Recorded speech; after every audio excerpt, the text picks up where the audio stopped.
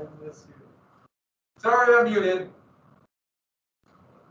And so the production techniques are amazing. I've been only with this for a short time, but my mom made me a cheap mask. So I have to wear the mask. It's actually not too bad, except for when you talk, you know, like a little filter and it's nice, but you suck in a little bit of fabric. So I talk a little bit and I start chewing on fabric. I know that sounds fun, but everything has a time and a place. So this is registration, and I made it an assignment. You have to do 20, it's like 22 minutes long. YouTube video you have to watch. Because it gives the information. Normally they would come to classes, but they're not doing it this year. And actually, I would, that's always, you know, it's kind of inconsistent. I thought this would be good. It gives you the information on how you're supposed to register and other information. It also gives contact information and things like that. So I made it an assignment because they asked us to do that. I thought, what the heck, sounds like a good idea. So you have to, it's a link, it's an assignment for you. You have to watch it by Wednesday. And you have to show me some kind of proof you watched it. So what I want is a summary and then like a movie review. Talk about, you know, go through the acting, you know, critique them. I mean, come on, they want constructive criticism. Show me a picture of you in front of the screen. I don't care, just something, and I'll give you credit for it. But we were asked to do it, and I figured, what the heck, not about it. Because you have to watch it. And then by Friday, you have to be registered. And here's the deal. If you think about classes you want to take, and you think, oh, well, I want to take this class, but it conflicts with another class this year, so you don't take it. No, sign up for both. If there's a class you want to take, or you're interested in, sign up. If there's a conflict, they change schedules every year. If there's a conflict or you decide you don't want to take it, you can always go back. But if you don't sign up for it, and they don't get enough people signed up for it, well, so don't think about, you know, oh, I don't know if I want to take 7 classes or 6 classes. Sign up for it. You can always adjust. Sign up for it. You can always adjust. That's really important. And here's the other thing. I'll talk a little bit about the classes that we offer in our wonderful social studies department. We have some very good alliances. But let me be clear about it. If you think, I don't want to take a class, or I'm going to have an easy senior year, which is silly, because the reason is you'll never get another chance like this, where you can be provided with classes and opportunities for free. You have to pay a lot of money, and also potential, I know everything's unequal, but for some high quality things that we offer. Yeah, we have some good electees in the social studies department, really good. But we have good electees in every department. Take advantage of it because you will never have another chance to give it the rest of your life. You think, I want to get off 1 hour earlier so I can go home and do nothing. Okay, yeah. Okay. My favorite is how many students say, I want to get off early because you get as a senior to get a job in about a quarter of my year. If that. I might be exaggerating. Yeah, people need jobs. I'm not denying that. I just know that happens. And I'm not looking at anyone in particular, but no, yeah. By the way, very good. I don't maybe culture war the law teacher. Yeah. Teachers in 19. Say it again. What teachers are for Mr. John House. He's amazing. Huh? He's amazing. He's amazing. Okay, so with that, let's go ahead then and, oh, we have a quiz. We have a quiz on Monday. And the degree of difficulty will be based upon what happens Sunday. And I think that's perfectly fair. There will be a question on short ID, social Darwinism. I'm actually, instead of having 2 short IDs, it's going to be 3, but the 3-sentence ones like we did for the short answer question. But there'll be regular short IDs, but only 3 sentences each. I think there's 15 or 16 questions, a few multiple choice, and a few kind of like a matching. So it's some a little more difficult, some are easy. Yeah. If the halftime show is good, will that also affect the test? I hate the halftime show. Okay. So if there's a halftime show, your grade will be affected. Who's even playing the halftime show? only thing I'll watch. And I have to watch the singing of the national anthem for Friday for class. I don't even like the singing. That's the worst assignment. And I have to like criticize. All right, I gotta change masks so I don't swallow thread anymore. But this is cool. We're just going around. My mom did really well. My mom did very good. And you will be great about it. They're very I don't desperate. even want to watch it. Yeah, I've always hated the halftime show. Maybe that also just, I don't know why. Maybe just because I'm armored. I have no idea. I think it's going to be polkas, I think. Just all polkas. Oh, Weird Yeah, Al. that's what the kids are into today, right? That's what the hit was. Obviously.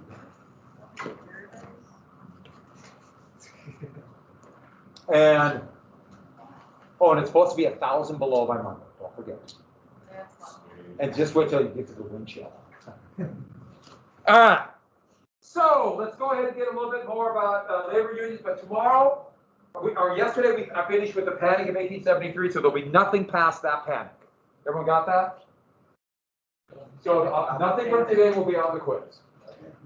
That was a great way to put it, didn't it? We're done. That's history. It's over. You know, it's best not to know history so people can tell you something different. In fact, we were just learning in Western Civ how people used to have such amazing memories and people don't have good memories now. And it is technology. We have you guys have the attention spans of gnats. I'm older and wiser. I already forgot I said that. Actually, I clearly have the attention If span we of a gnat don't too. have to remember it, you know, it's like if we can't just look up what we needed, Exactly. So why you do know, we have to remember it? valid point to not know anything. Match might Because if you don't know anything, what happens? Boy, can you be lied to all the time and you never know. Never know. Because you can go look it up. Of course, you never will. But then we could be lying on that.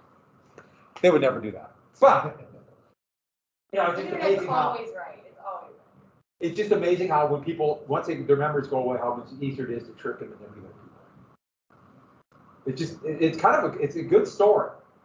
Thank you, printing press. All right, so with that, so talk about this horrible upheaval. There were strikes, massive unemployment.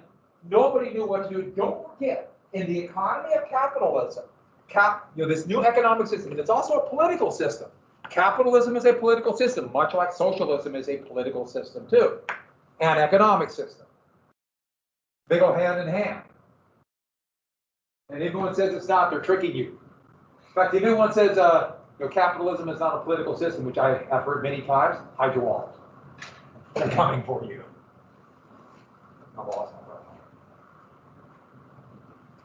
Oh no, I should have told you. It's okay.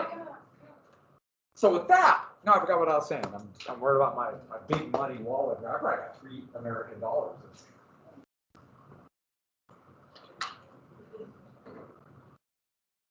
But what happened is that remember this never a desire to get bigger, to compete, cutthroat competition. They will lead to speculation, and they will end up having a bust. I will talk about exactly how a bust works next week. But not only that, if there's no demand, workers are laid off. They can be the hardest and best workers in the world, but if nobody's buying goods, they starve. There is no such thing as unskilled labor. Huh? There is no thing as unskilled labor. In fact, we're just going to talk a little bit about that in a little bit. But in 1877, the B&O Railroad cut their salaries again. They had cut it 3 times already since the panic began. Why did they cut their salaries? Because they could, exactly. Remember, salaries go down. There's downward pressure on wages during a panic. Downward pressure. The B&O was actually making money. It was not doing badly at some railroads and some other companies. But they weren't making as much money as they used to, and they figured this is the time to, frankly, gouge their workers, to suck more blood out of them. And I gotta be clear about it, it was blood because that was a really dangerous job. By the end of the century, 200 railway workers were being killed every month. That's how dangerous it was. And if 200 are being killed, think how many are being mutilated. Really dangerous job. A lot of them got like beaten and stuff too, right? Yeah, you immediately get so just cut up, mutilated, yeah. And the thing about that is they're immediately fired with nothing. And when that happened, so the B&O Railroad basically ran up and down the coast, and then it's called the trunk line. They went all the way to Chicago, and another branch went to St. Louis. And it started right here in Wheeling, West Virginia. Workers said, no, we're done. We're not going to do it. And they just refused to go to work. And it wasn't an organized strike. It just, we're done. We're not going to take another pay cut. We're starving. And the B&O said, take it or leave. Oh, there's unemployed people all over. They'll take the lower pay. And they refused, and this is a picture of they blocked the tracks. And once that started, it spread all the way up and down the tracks. So it went from the B&O Railroad, it quickly went all the way to Chicago, St. Louis, and down the coast. In Altoona and Pittsburgh, more workers came out, and they would not allow the railroads to operate. So basically, they shut down the B&O. And what happened was, the governor of Pennsylvania did what the governors of states were expected to do. They called the militia to go and threaten the strikers, and if they don't go back to work at lower pay, they'll be shot. The violence was extreme against labor unions, unbelievably violent. But it didn't happen that way. We've heard this story before. What kind of people made up the militia? Yeah, the same kind of people. And normally they would have followed orders, but this time they've had enough. And what do? They joined the strikers. A better way to look at it is they just let them continue their blocking of the tracks. And once that happened, the strike went nationwide. And that's what we got to get, nationwide strike. And you have all these workers who quit to the street, millions of them, because they felt cheated by the system. As they saw their system was rigged, and their pay being cut, they're the ones losing their homes, they're the ones who are out in the streets. Well, if you had wealth during a panic, what happened to your wealth? Is there inflation or deflation during a depression, bad economic times? Deflation. So what happens to the value of money? If you have wealth, you're better off at the end of the panic. It's almost similar to what we're going through right now. Oh, yeah, without a doubt. And what's happening to the richest people in the world? Elon Musk made more than 180 million. Yeah, the richest, what did all the billionaires in the United States made something like $4.2 trillion in 6 months.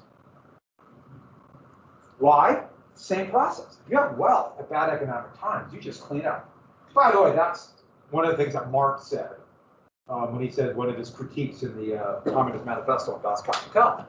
But they felt cheated, and they were mad, and they shut down the entire economy. So please get that down. The entire economy was shut down. By the way, workers have power if they go together. People have power. People have power. And this turned into, they had a name for it. It's technically a rebellion, but they called it the Great Upheaval. The Great Upheaval. And this was a massive class conflict of working people against the very wealthy, but the very wealthy have money. And President Hayes was under a lot of pressure to send federal troops to force workers back to work. I should add that they actually took over the city of St. Louis. Workers did. And they formed their own city government. And they did things like having people kicked out of their homes and they couldn't pay the rent, try to provide a little bit of food. Basically, that happened, well, you mentioned right now, it's happening right now. We don't see it as much in Montana just because of our size, but you go to a big city, it's becoming, it's like this ticking time bomb in, let's say, places like New York City. Right now. So we get to live it. Once again, let me say, you guys are so lucky. It was so boring when I was your age. Now you get pandemics and panics and depression and it's actually really kind of sad. And I should add, these are all decisions made. This is not natural. Okay, the pandemic. Whatever they that's kind of natural. You know, we started encroaching into areas where the animals live, you have more chance of disease. So I guess.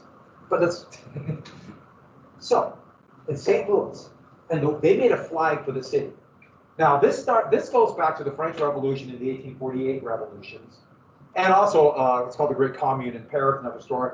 What color is the color of revolution? Yeah, that's why the Soviet flag. When I first started teaching, I probably got in trouble for that. Now it's like, oh yeah, flag. But it was the color of patriots' blood. That's what it is. That's what it is. They had a red flag, and embroidered in the red flag was a loaf of bread with a sword through it. The people who attacked the workers who struck said they were a bunch of radicals who wanted to change the entire government. 20 years later, they would call them what? Not anarchists. Bomb-throwing anarchists. Look, you have a flag of a loaf of bread. What are you? Hungry. Yeah, they're hungry. They're only radicalized in the simple fact they want a better life. Which, by the way, that means if you want to form a totalitarian dictatorship, what's the first thing you do? Yeah, give people food. Generally, food that's not good for them, so they just kind of. They give them a screen to watch. So you watch it fine. You got it. You take it over. That's nothing at all like today. Moving on. By the way, that little blueprint for totalitarianism, when you do it, remember me. I'd be a good minion. All right, actually, I'd be a horrible minion. But Hayes sent out the troops to put down an insurrection, but they used racism. They didn't want the same thing that happened in Pittsburgh and Altoona to happen all over the country. That's why states were reluctant to send out the militias. They used troops fresh from Reconstruction duty. Remember, Reconstruction had just ended. And most of these troops were, they called them colored regiments, black soldiers. Black soldiers putting down white workers. What happened? Racism kept them apart. And for the next 60 years, that would be the norm to put down strikes. Use black soldiers to put down white workers. That happened in Montana. There was they called it was a colored regiment, but a cavalry in Missoula. And their job was to put down strikes in the mines. And that's why they were there. Also to control the American Indians, but that. So by the way, remember Bacon's Rebellion? Doesn't this sound just like it? Doesn't this sound exactly the reason why so many of the soldiers for the Confederacy would never have slaves, but they fought to keep slavery? Divide people of the same class. It's actually shockingly effective. In fact, it's been effective through, this very moment, and it continues to be. Racism will divide people. And so with that, and by the way, when people say we want to attack racism, it's hard to attack racism unless you understand why it started and what it's used for. And so with that, you just can't simply say, let's all be friends. No, it doesn't work that way. So, out of this, I have no idea what.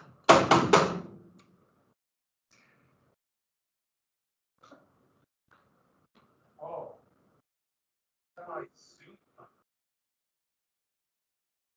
so, out of this, the federal government would create an organized National Guard. That's where the National Guard comes from. Every state had relatively disorganized militias, and now we have a National Guard. So you put that away, the National Guard.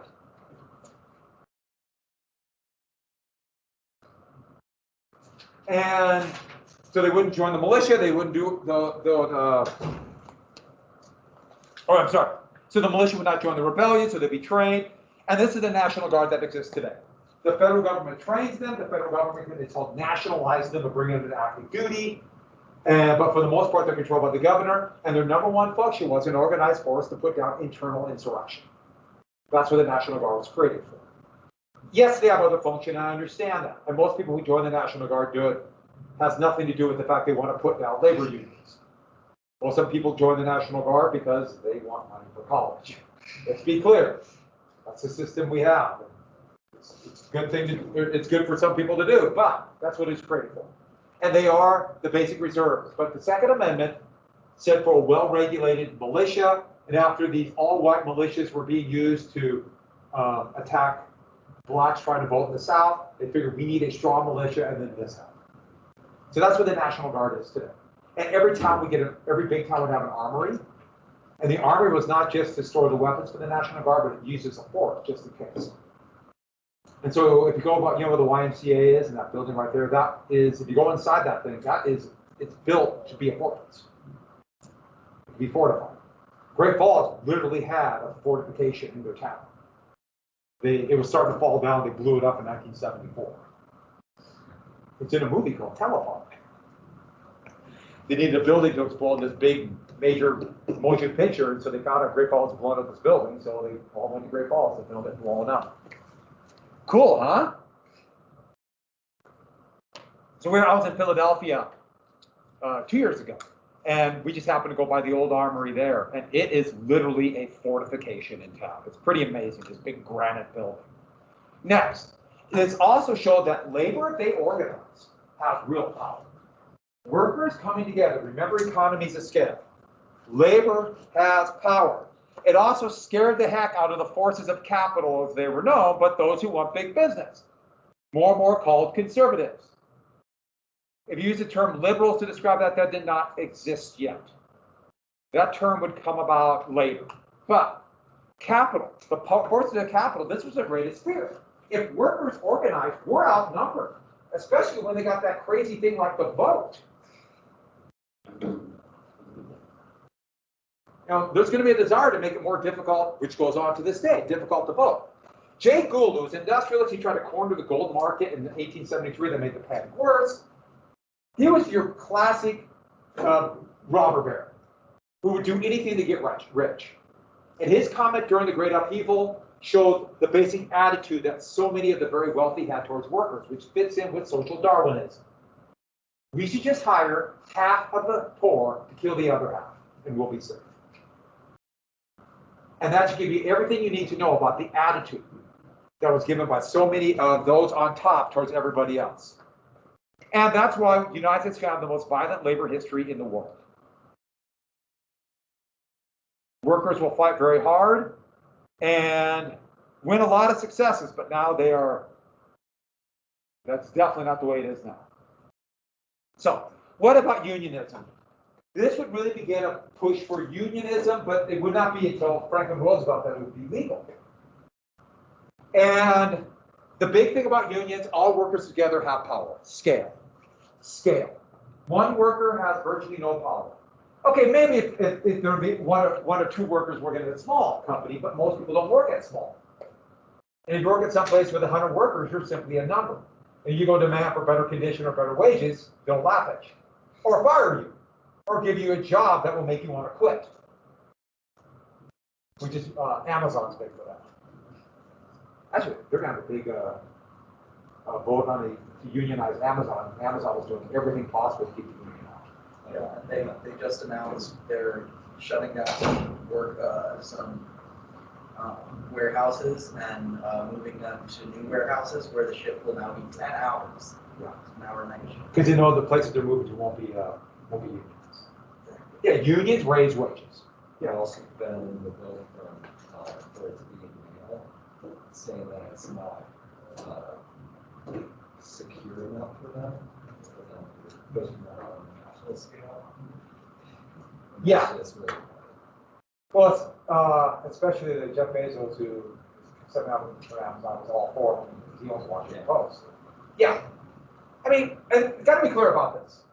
Anti-union, that's going to be the essence of conservative economics, and it's virtually all Republicans that way. And a significant number of Democrats in the leadership of the Democratic Party right now. It used to not be that way. They have money or power to be proud. So a craft or trade union is a form of a union of somebody who has a skill.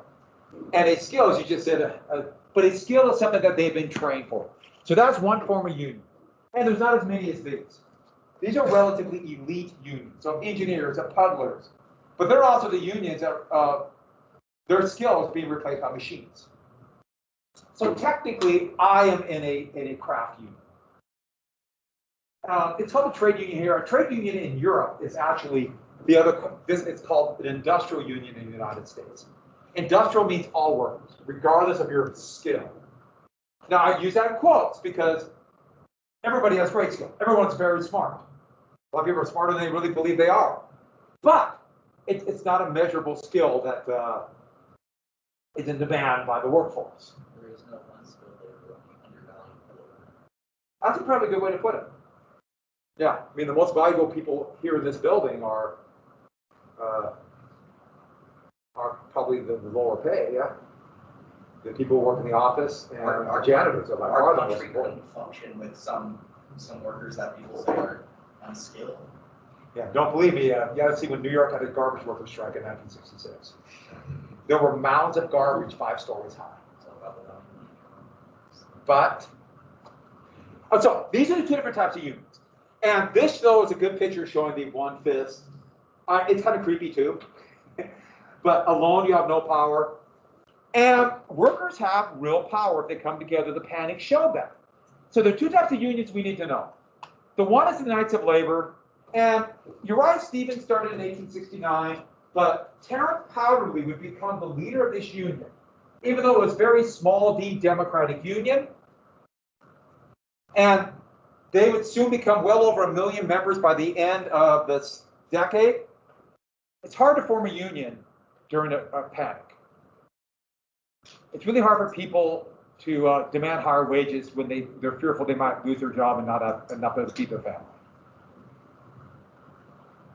It's good, if you want to crush unions, that's when you crush them. So there's Powderly. By the way, great facial hair. Who agrees? Think about it, think about it.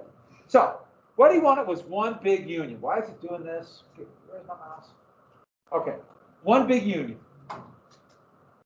All workers in all businesses. He was hoping for almost like a labor party of all workers together. And so regardless of skill, and this was a pretty radical union, regardless of sex and regardless of race.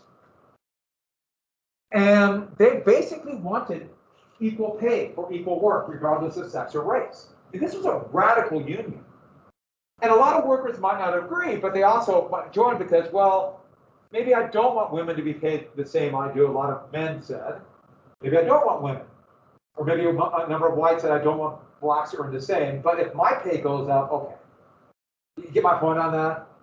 Yeah, I might be a little prejudiced, but if my life's better, I can get over it. They were basically anti-wage system. Remember, all the profits go to the owner. They take the risk, and that's how it works. They wanted a more cooperative system, where the workers had some kind of control over the day-to-day activities, the production, the speed of the assembly line, all that kind of stuff. Which, by the way, what does this sound like? Worker zoning means production. Which is? Socialism. Sounds very socialist. They were moderate socialists. Everyone got that? They're moderate socialists. So they definitely want to tear down capital. And it really depends on what point of view you have on that. But that's a Knight's poster. And they really push this idea that if you have a more cooperative system, workers can have a better life. But don't forget, this idea of having like 8 hours of leisure, that's a development of the Industrial Revolution. Because before, most people worked on their own scale. They suffered and it was hard, but they controlled themselves. We talked about that producer economy. Now, you go off and you work for somebody else, you have no control over your life. 8 hours of having, you can do what you want, big deal. If you don't believe me, if your parents or you might have a job or know somebody who they're constantly being emailed to work when they're at home at 9 o'clock at night. So, let's get to the basic things they want. 8-hour workday, better working conditions. And the big thing about that is safety, women's rights and civil rights. Also end child labor. And all of these have the net effect of raising wages for workers. But working conditions, to make a workplace safe, is a major cost for companies. You slow down the assembly line so there's less chance that a worker will be mutilated, that's a cost. There's a vested incentive to make a workplace unsafe, which is kind of scary if you think about it. But also you think of the horrible logic. What does an 8-hour workday do to wages? If before you're working 12 hours, people are working 12 hours a day. 12 hours a day, that's 2 shifts a day to go 24 hours a day, right? 8-hour day, how many shifts? So you need a third more workers. Greater demand for workers, wages go up. By the way, this would not happen, anybody know when then finally an 8-hour day? No, Henry Ford worked in 10 to 12. Ford gouged every penny he could out of them. When President Roosevelt would sign the Fair Labor Standards Act in 1913, that would, you ever heard of overtime? That's overtime, that's how you enforce it. Child labor? You get rid of child labor, that drops wages, or that raises wages, because you take those workers out. And they also played in this idea that workers might actually want a better life for their children. That's why labor unions would be some of the biggest supporters of things like public education. And one more thing I should add, for women's rights and civil rights, everybody has heard, and you've probably seen little bits of it because I always show this out of context, the March on Washington in 1963, and they show a little bit of Martin Luther King's speech. It was actually the March on Washington for Jobs and Freedom, and the main organizing force were labor unions. And so it's complex, this history. Well, here's the thing, though. Sorry about that. They also want a government regulation. I meant to put an arrow here.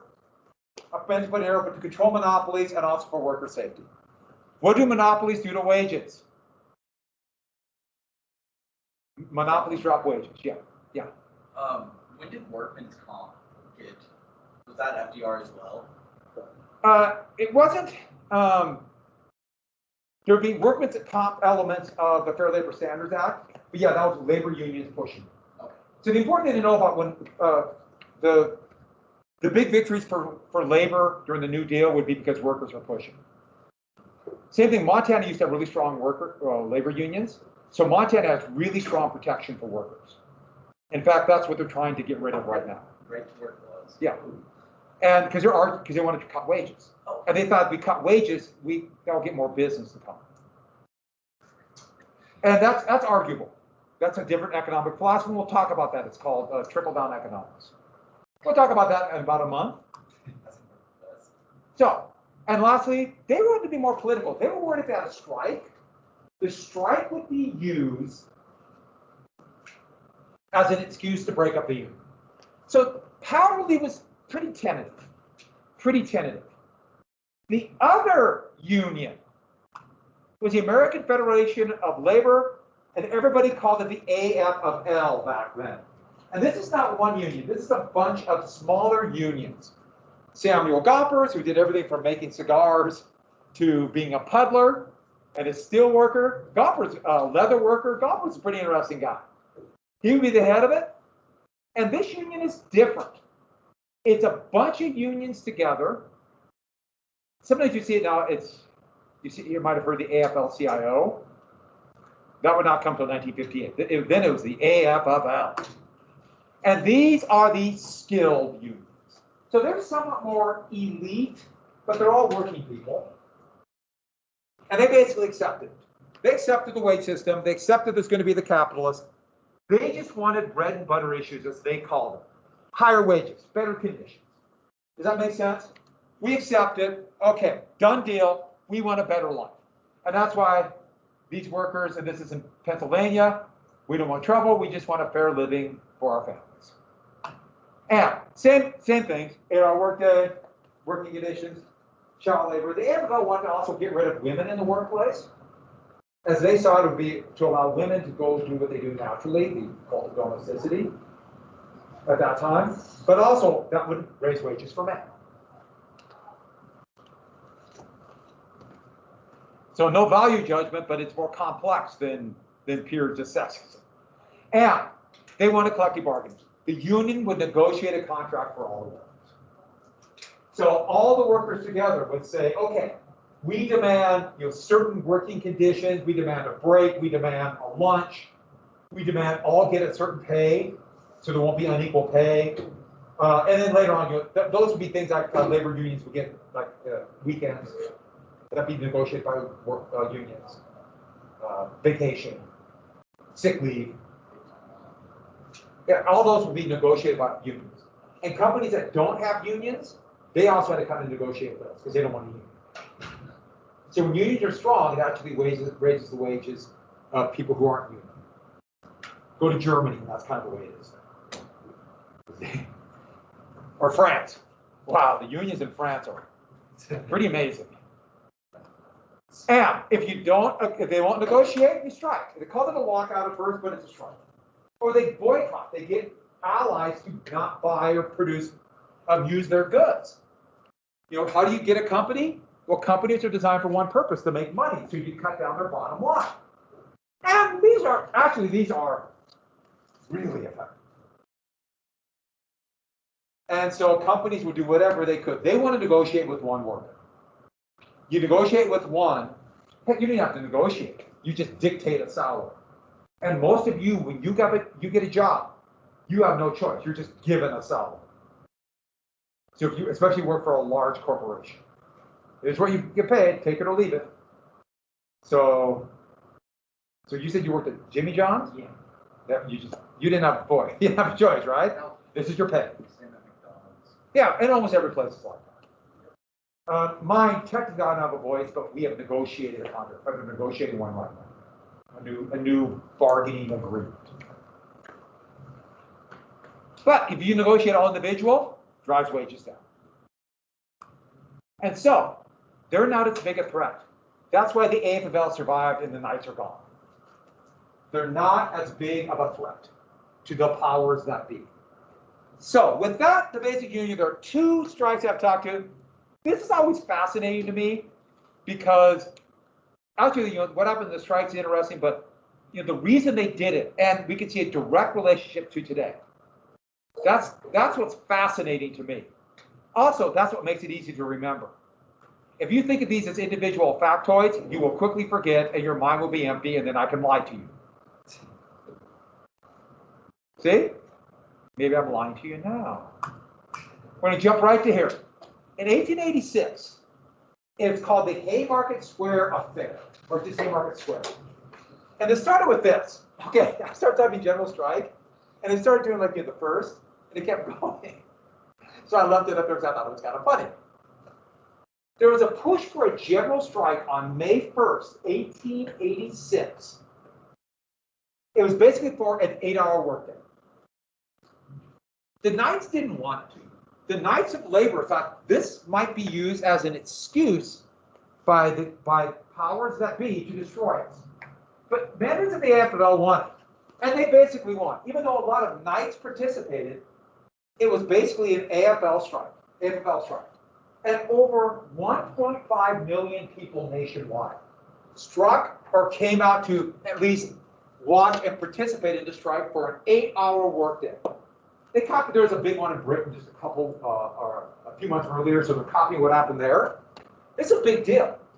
8-hour workday is not just higher pay. It's like actually having a little bit of your life to actually decompress from a very difficult and dangerous job. You might know what I mean if you work for 12 hours and you only have just enough time to get to sleep and then wake up and do it again. So, in Chicago and a number of places, the police attacked the strikes. And it's really hard to tell how many people would be killed. It was in the hundreds that would be seriously injured. At least 10 to 15 were killed. What the police did is, yes, they opened fire, but the big thing is they came out with their day sticks. Now, my guess is you've all heard of a nightstick. Okay, nightsticks are shorter than they used to be. So if you have a club about that long, they wear it here. It used to be about to here. A day stick is about that long. And they would keep them in chests. So it's backed, essentially. And they would keep them on chests on the streets, locked chests. And so they could use them in case they want to. Well, they always want to say to control a riot, but most of them they're used to attack labor unions, which they always get the police or workers attacking other workers. But 4 days later, I should add, on May 1st, wow, that was a big deal. And all across the world, other labor unions would have strikes. And every place except for the United States and Canada, May 1st is their day off for workers called Labor Day. In the US, they didn't want to give it to workers on their May 1st day because they thought that would be too much for the workers. So that's why it's not. It's in with Labor Day. Yeah. The first Monday after the first Sunday in September.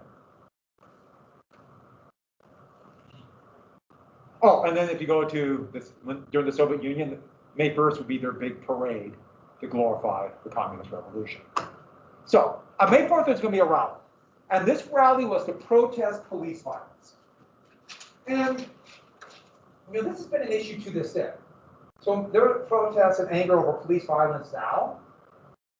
One of the things that happened is people don't realize that this has been going on since there have been police. How do you weigh the job of police, which is mostly to control the population, and the potential for unlimited force? So it was going to be a big, they called it a mass meeting. Here's a sign for it. And by the way, this shows how many immigrants there were in Chicago. And they were going to meet, and then the bell rang. And then when the bell rang, so hope you're okay on Mondays, like I told you. What's the temperature going to be? -1,000. Easy. Watch out for winter. And just wait for the wolves to start coming in. There's gonna be wolves. Oh, every time it's cold, wolves come. Wolves are so cool. Wolves. That's how I really like wolves. I don't want to see one of the giant wolves that used to exist about 10,000 years ago. I think that'd be a little disconcerting. I'm a big fan of woolly mammoths. I want to bring those guys back. I love that when they found the first woolly mammoth and they ate them. They found a frozen one in the 18th century. It was frozen, they ate it. Oh, dude. Yeah. We should bring back the long neck dinosaurs. No, it's once best. Bring back the big shark guy. Yeah, Western Civ's a fun class. But so Western Civ, I finally things worked out where I can start teaching it again. So I basically, first semester I do like prehistory, lots of the Romans and the Greeks and the Egyptians because I'm so fascinated by them. And all the way up through the Middle Ages, you do the Crusades. And now we're doing like the Reformation and things like that. It's a fun class. Mentioning special topics as well. Special topics is a really fun class. See you tomorrow. See you. No, I guess I'll see you when I see you. Yeah, see you.